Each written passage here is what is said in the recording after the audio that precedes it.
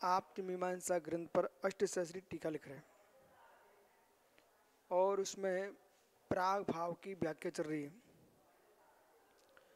प्राग भाव पर विचार किया, सादि शांत है कि अनादि शांत है कि अनादि अनंत है कि अनादि शांत है। ये चार भंगों पर व्याख्या की। ये विषय आपका हो चुका। उसी पर व्याख्या कर रहे हैं कि आप ऐसा मानते हो, सादि शांत मानते हो तो प्राग भाव नहीं बनता, अनादि अनंत मानते हो तो प्राग भाव नहीं बनता, वो अनादि शांत मानते हो तो प्राग भाव का अंत हो जाएगा, वो सादि शांत मानते हो तो प्राग भाव उत्पन्न ही नहीं होगा। ठीक है, ये चार बातें यहाँ पर हो चुकी हैं। अब कह रहे हैं नचा अनुत्पन्नम प्रध्वंसो अर्थ, यहां से चलना है बराबर। नो ननु एवं इष्टम अपादान इत्युक्त आह। दूसरा विकल्प इष्ट अपादान ऐसा आप कहते तो न च अनुत्पन्नम प्रध्वंसो अर्थ, तो जो प्रध्वंस है विकल्प प्रागभाव का अनुष्यम अशत विद्वान रूप उत्पन्न होने पदार्थों का अभाव आश्रय कैसे बनेगा। प्रध्वंस नष्ट हुए पदार्थ का भी प्रध्वंस का आश्रय देने वाले लगेंगे। ननु च अनुत्पन्नम, जो उत्पन्न नहीं हुए, जो अनुत्पन्न है, प्रध्वंस तो अर्थ, जो अनुत्पन्न है तो प्रध्वंस पदार्थ किसी को आश्रय दे में ऐसा देखने में तो नहीं आता। बहुत अच्छी बात कह रहे हैं ना। अनुत्पन्नम प्रध्वंस, तो अपने ढा पे आ गए। यहाँ अपन को चलना है न अनुत्पन्नम न प्रध्वंसो, ये अपन को यहाँ पर जोर देना चाहिए, इस पर बात करना चाहिए अपन को। न अनुत्पन्नम न प्रध्वंसो अर्थात कशित आश्रय नाम अति प्रसंगात, जो उत्पन्न नहीं हुआ है और जो नष्ट हो चुका है, ऐसा पदार्थ, आओ ऐसा पदार्थ कश्चित आश्रय नाम अति प्रसंगात, किसी को आश्रय देता है ऐसा नहीं देखा जाता। जो पदार्थ उत्पन्न ही नहीं हुआ अथवा जो पदार्थ नष्ट हो चुका है वो किसको आश्रय देगा। इसलिए बालक जो ध्रुव पर्याय है, मैंने क्या कहा, अब मैं बात करता हूं। ये मिली अपन को डली सोने की। जो उत्पन्न ही नहीं है अथवा नष्ट हो चुका है वो किसको आश्रय देगा। इसलिए पर्याय व्यतिरेक है। इसलिए पर्याय व्यतिरेक है। पर्याय कैसी है? व्यतिरेक है। द्रव्य की द्रव्यता को बताने वाली ध्रुव पर्याय है, वो अन्वय है। द्रव्य की द्रव्यता को बताने वाली ध्रुव पर्याय है, वो कैसी है? अन्वय है। हैं? अब सुनो डॉक्टर साहब, चुल्लक जी, जो अनुत्पन्न है वो आश्रय किसको देगी? पर्याय। जितना कहूं उतना उतनी वहीं तक रखना, अपन को आगे नहीं बढ़ना। जो अनुत्पन्न है वो किसके आश्रय दाता है? चलिए, अभी वो भाई की शादी हुई, बच्चा नहीं हुआ। अब बच्चा नहीं हुआ, गर्भ में नहीं आया, तो बच्चा गर्भ में नहीं आया, वो बालक किस किस को रोटी खिलाएगा? जो बालक गर्भ में आया ही नहीं है वो किसको आश्रय देने वाला है? अभी अभी जो बालक गर्भ में नहीं आया, जन्म नहीं लिए, वो आश्रय किसको देगा? आज सुनो बालक, जो बालक अनुत्पन्न अभी गर्भ में आया ही नहीं है, वो किसको आश्रय देगा? बराबर। अब हिलना नहीं, बराबर है ना? जो है ही नहीं है, जो है ही नहीं है किसको आश्रय देगा? किसी को नहीं। बहुत अच्छी बात। अब उस व्यक्ति के दादा मर गए, एक दादा मर गए, जो मृत्यु को प्राप्त हो चुका पुरुष वो किसको आज आश्रय देगा? बहुत बढ़िया, ये लोग समझ रहे हैं, घोर आश्चर्य। जो अनुत्पन्न है वो आश्रयदाता नहीं है, जो प्रध्वंस है वो आश्रयदाता नहीं है। इसलिए साधी शांत किसका आश्रय?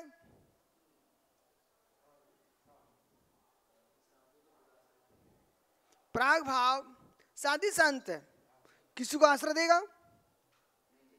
बहुत बढ़िया। अनादि शांत आश्रय देगा भी? बहुत बढ़िया। साधी शांत से क्या पकड़ना बेटा?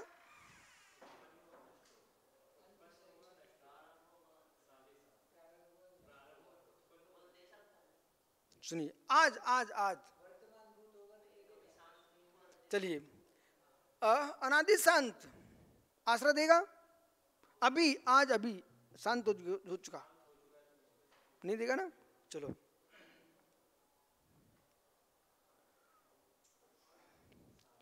प्राभाव अनादि, प्राभाव अनादि बोलो, इसका अर्थ करो।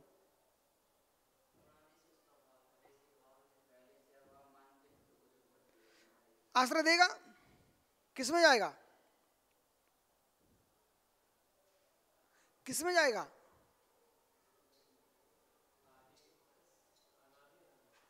अनुत्पन्न में जाएगा नहीं जाएगा? प्राभाव अनादि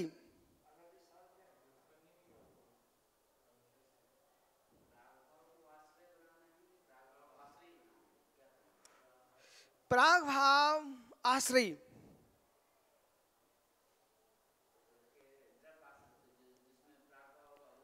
अब प्राग भाव आश्रय,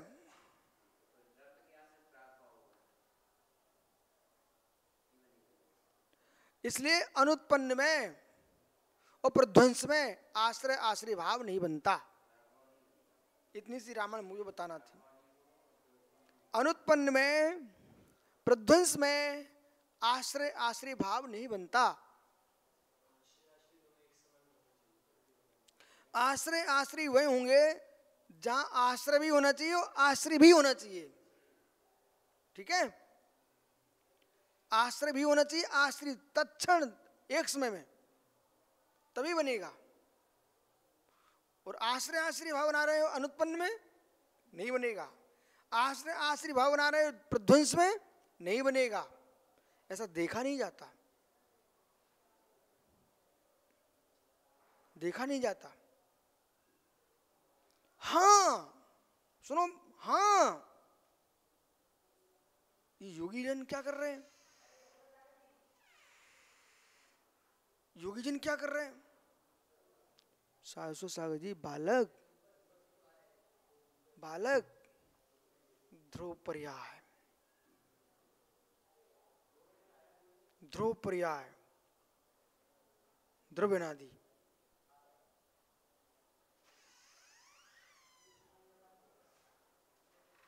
ध्रुवनादि सब तुम्हारे ध्यान का ध्येय बढ़ रहा है।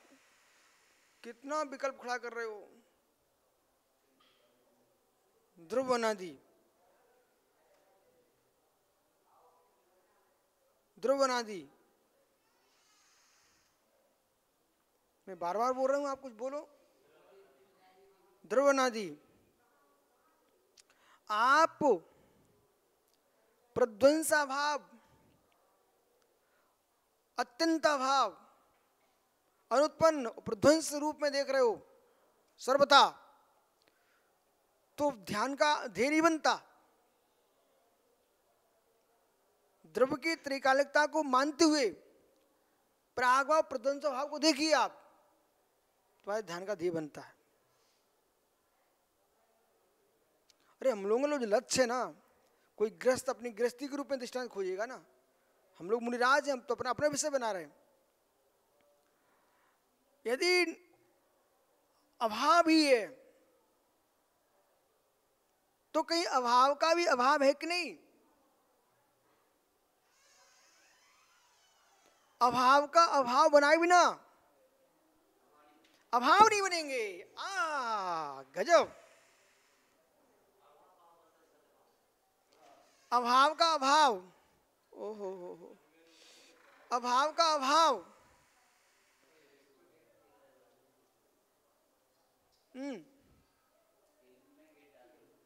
अभाव का अभाव। देखो आप लोग, देखो मैं कितनी मेहनत कर रहा हूं, तुम लोग कहाँ की बातों में लग गए। सुन लिया ना आपने सुमति, अपना काम करो। अभाव का अभाव। देखो सागर जी, आपको मेरी तरफ स्थिर होकर देखना पड़ेगा। मैंने आज अरहंत से कहा कि ये स्वीकार करो आप पूर्ण ज्ञानी नहीं हो, तो उसने स्वीकार किया। स्वीकार किया, मैं समझता तुम ज्ञानी हो गए आप, और नहीं स्वीकार किया तो तुम पूरे अज्ञानी हो। अब मैं आपसे कह रहा हूं, सारी विद्याएं आप जानते हो, तब भी आज आपको इधर मेरी तरफ देखना पड़ेगा। आप अष्टसहस्री में कई बार बैठे हो वीर सागर जी के साथ, ठीक है, लेकिन तब भी अब आपको पुनः सुनना है। अभाव का अभाव नहीं करोगे तो चार अभाव बन नहीं पाएंगे। हमने अभाव को प्रागभाव, प्रध्वंसाभाव, अन्योन अत्यंत अभाव, ठीक है, ये चार अभावों की व्याख्या की। इन अभावों का वस्तु में है अभाव, इसलिए है चार अभाव। ये अभाव एकांतिक हो गए तो द्रव्य की द्रव्यता का अभाव हो जाएगा, और द्रव्य की द्रव्यता का अभाव हो जाएगा तो ये चार अभाव में लगा रहे हैं, किसके लिए, किस में लगा रहे हैं? चलिए मेरी तरफ देखो, इकड़े इकड़े एक पेंसिल है, एक पेंसिल है, इसमें अभाव है इस पुस्तक का, अभी अभी इसमें इसका अभाव है? ये अत्यंत अभाव, अन्योन्य भाव है, पुद्गल है, अन्योन्य भाव है, ठीक है।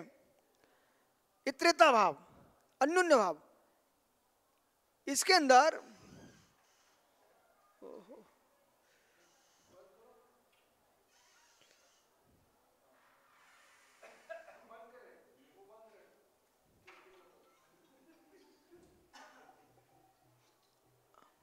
अभाव,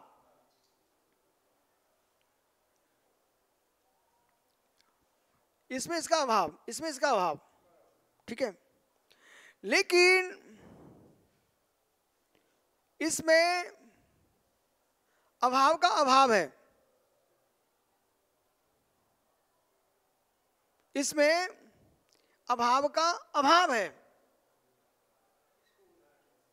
पेंसिल, पेंसिल में जो आप प्राग भाव बोलिए, प्रध्वंसा भाव बोलिए, अन्योन्य अत्यंत भाव, ये पर्यायावस्था, ये द्रव्य अपेक्षा,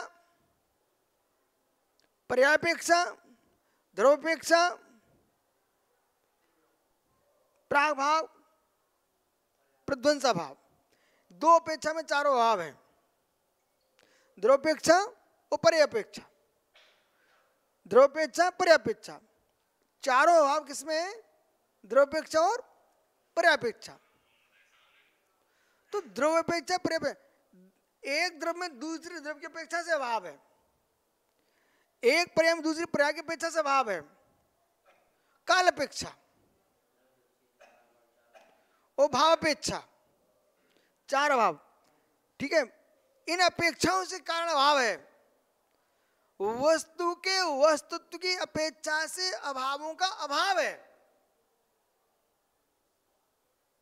वस्तु के वस्तुत्व की अपेक्षा से इनमें अभावों का अभाव है, इसलिए बन पा रहे चार अभाव हैं।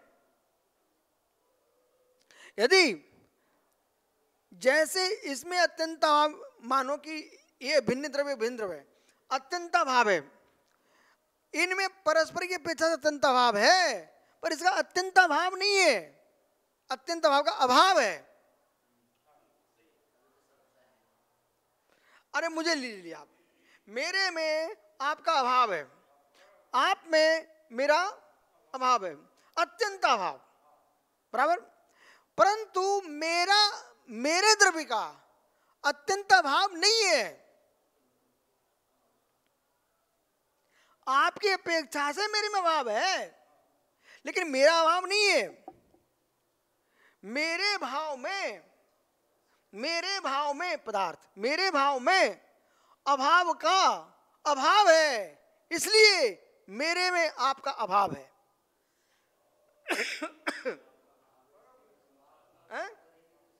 आगे चुल्ले जो समझ में आ गया है?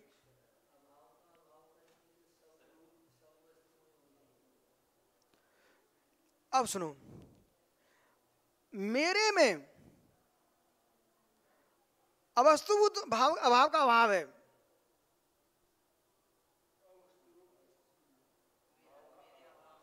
मेरे में मेरा अवस्तुभूत अभाव का तो अभाव है।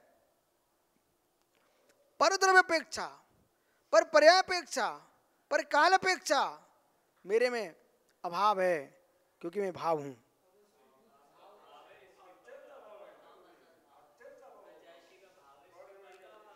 मेरा अत्यंत अभाव नहीं है, पर वस्तु का मेरी वस्तु में अत्यंत अभाव है, न कि मेरा अभाव है।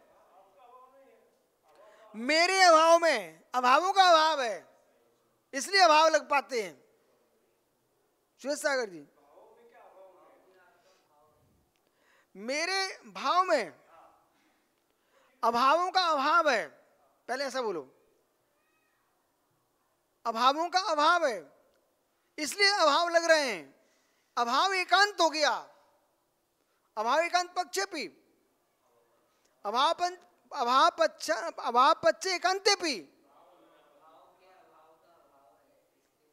हाँ, श्लोक बोलो, श्लोक कार का बोलो, कार का बोलो।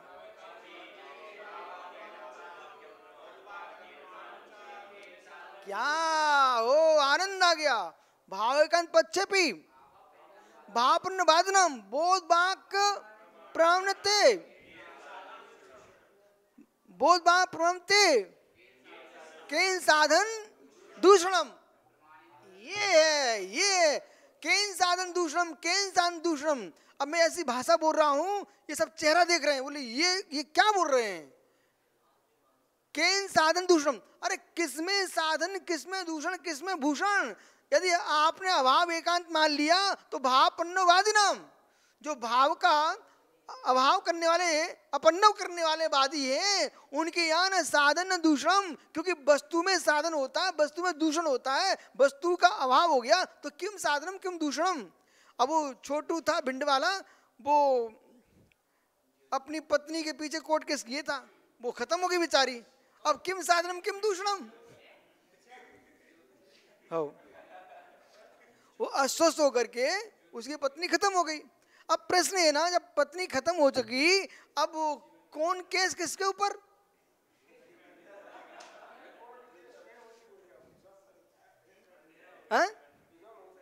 हो गया ना, बहुत बढ़िया। इनकी भाषा बोले डिजोल हो गया।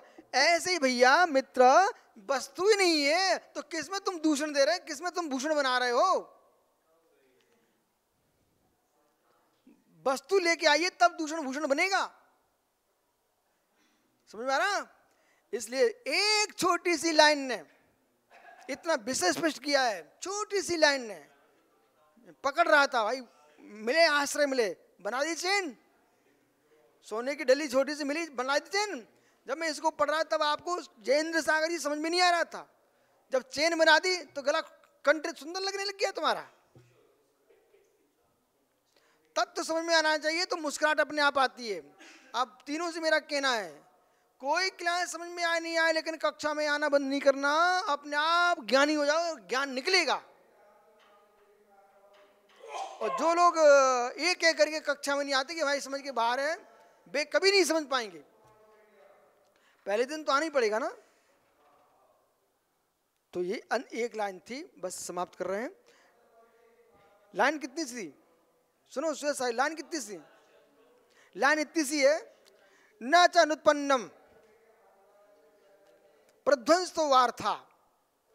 जो पदार्थ अनुत्पन्न है अथवा प्रध्वंस है, कश्चित आश्रयो, वो किसका आश्रय? नाम अति प्रसंगात, किसका आश्रय होगा? अति प्रसंग आ जाएगा। अब 12 नंबर देखो, 12, खर विषादिरपि, आहा, खर विषादिरपि गधे के सिंह। अरे गधे के सिंह किसने देखे, कब देखे? आदिश गधे के सिंह। जो व्यक्ति न सुनना चाहता है, न पढ़ना चाहता है, और न समझना चाहता है, और पंडित कहलाना चाहता है, गधे के सिंह। गधे के सिंह। अरे समझना पड़ेगा, पढ़ना पड़ेगा, सुनना पड़ेगा, जानना पड़ेगा, तब विद्वान बन पाओगे, नहीं तो गधे के सिंह। बस बस आवृत्ति व्रतमादाय, जयंत सागर जी, आवृत्ति व्रतमादाय, वृत्ति ज्ञान प्राणा। आवृत्ति को तुमको ललक थी, मुनि बनना बन गया बेटा, ठीक है। अब तुमको ज्ञानी, वृत्ति ज्ञान प्राणा, वृत्ति को ज्ञान में लीन हो जाना चाहिए। और ज्ञान में लीन हो जाओगे तो परमानंद टपकेगा। अरे ये मत देखो, तुमसे कमजोर ये बुद्धि थी। कितने पढ़े हो आप? बीकॉम। हमने चेहरा नहीं देखा बीकॉम कैसी होती है। 10वीं पढ़े ना, वो भी परीक्षा देने कहाँ जा पाए, हम तो गुरुजी के पास चले गए। चलो ठीक है। तो सार इतना है, मेहनत करने वालों की हार नहीं होती है, और मेहनत नहीं करने वालों की भी जीत नहीं होती है। पुरुषार्थ करो, समीकरण बिठाना सीखो, सबके साथ आनंद में रहोगे। देखो शायद कुछ ऐसे नियोग रहते जीव के, किसी का ईएसएस का नियोग है, किसी का संघ का नियोग है, किसी का शास्त्रों का नियोग है। ये नियोग की बातें हैं, ये सब कहते रहते ये के लिए वो के लिए, सब बातें सब ठीक है। अपन लोग ज्ञानी हो चुके हैं, हम विधि नियोग सबको मानने वाले हैं। एवं विधि निषेधाभ्यम समर्थ करते नीति चित्ताकार बहिरंतोपाद भी, हम विधि निषेध सबको मानने वाले हैं, दैव भाग्य सबको मानने वाले हैं, वो जानने वाले हैं। और सबको न विधि को मैं कर्ता बनाता हूँ, न देव को कर्ता बनाता, न पुरुषा कर्ता बनाता हूँ।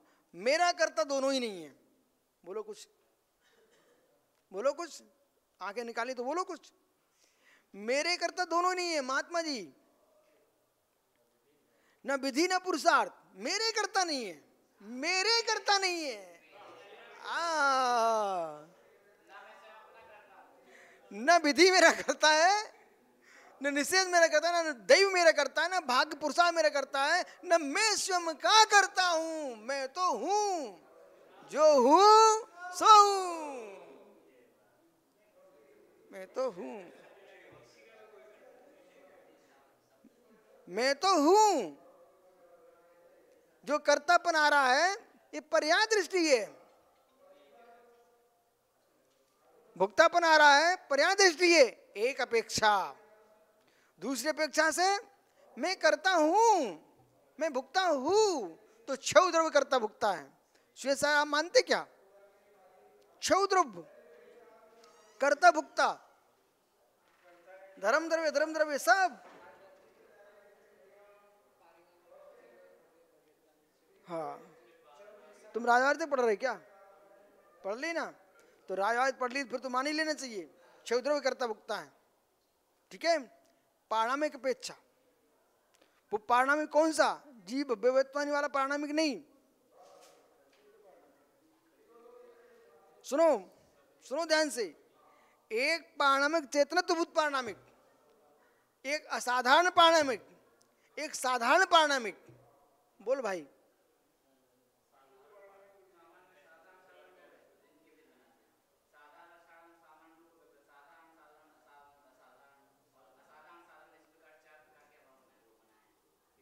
भुक्तात्व राजवार्तिक में कर्तत्व,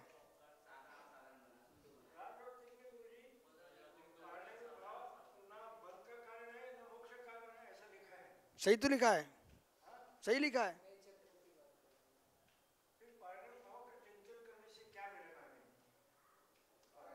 सुनो, जो सूक्ष्म भाव है, औदिक भाव है, ये बंध के कारण है। सूक्ष्म भाव है, औदिक भाव है, ये बंध के कारण है। छायक भाव है, ये निर्बंध रूप है। लेकिन पारणामिक भाव है, न बंधभूत है न निर्बंधभूत है, वो तो जो है सो है।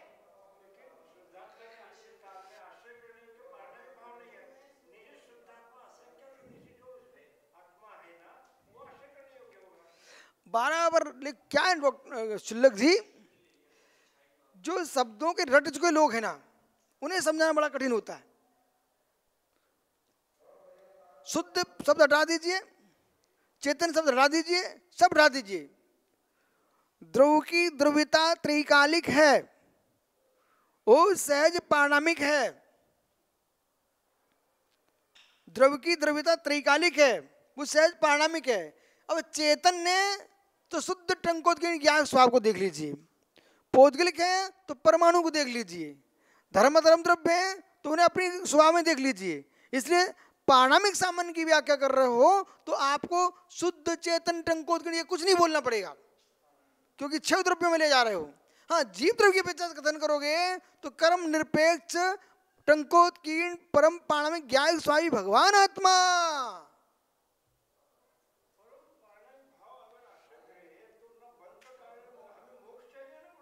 तो बंद मोच सुनिए ना, पारणामिक, अरे सुनो ना ज्ञानी, बंद मोच पारणामिक नहीं देता। जिससे बंद मोच हुआ, जिसे बंद हुआ है उससे मोक्ष ले लो तो मोक्ष मिल जाएगा। मिलेगा क्या, जिसका तुम पारणामिक का ध्यान करते थे वही पारणामिक बचेगा, कुछ नहीं मिलेगा। अरे भाई सुनो ना मैं क्या बोल रहा हूं। अरे डॉक्टर साहब सुनो, गजब आनंद आ गया, जरा खड़े हो जाओ, जल्दी खड़े हो। लोकर ये दुपट्टा ओढ़ लीजिए, पिच्छी रख दीजिए, चादरा ओढ़ो, ओढ़ो। लोकर, लोकर ओढ़ो, ओढ़ा, ओढ़ा, ठीक है। सुनिए, ये आवरण किया है, अरे उनको समझा रहा हूं, आवरण किया है, आवरण हुआ है, थोड़ा सा हटा दीजिए। क्षेपसम हुआ है, क्षेपसम हुआ है, पूरा हटा दीजिए। चलो हटा दिया। अब सुनिए, कपड़ाई ढका था, कपड़ाई ओढ़ा है, न शरीर तब बाहर था न अब बाहर है, वो तो जो तुम्हें कुछ मिला नहीं है, जो था वही है, वही है ना। ऐसे ही जो चेतन भगवान आत्मा है वो कर्मों से आवृत है, कहीं उदय चल रहा है, कहीं क्षोभसम चल रहा है, पूरा अभाव कर दीजिए तो जो शुद्ध पारणामिक था वही मिलेगा, बाकी कुछ नहीं मिलने वाला। मोक्ष कोई वस्तु नहीं है, मोक्ष कोई वस्तु नहीं है डॉक्टर, कुछ नहीं है, कुछ नहीं है। चादरा ओढ़ ले तो फिर से,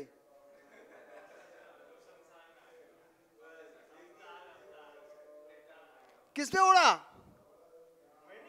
आपके शरीर में उड़ा ना।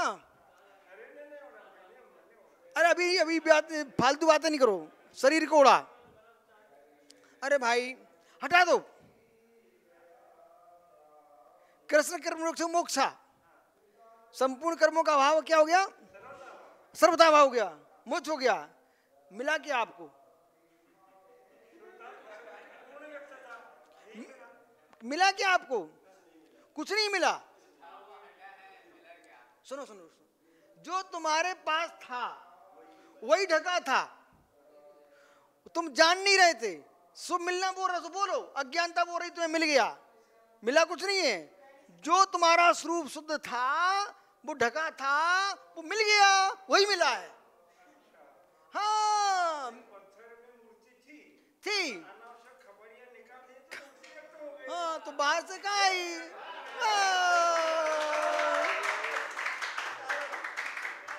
चांगला बसा।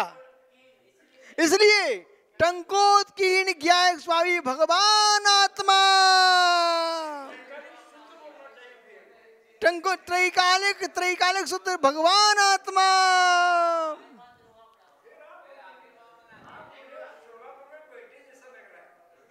क्या सोलापुर में बैठा हूँ कि कुंडलपुर में के पारसधाम में? ये मत देखो, मैं कहीं नहीं हूँ, मैं सर्वत्र हूँ, मैं हूँ।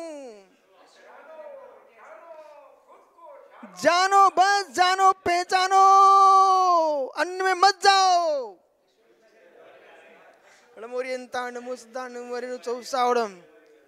जाओ अमित।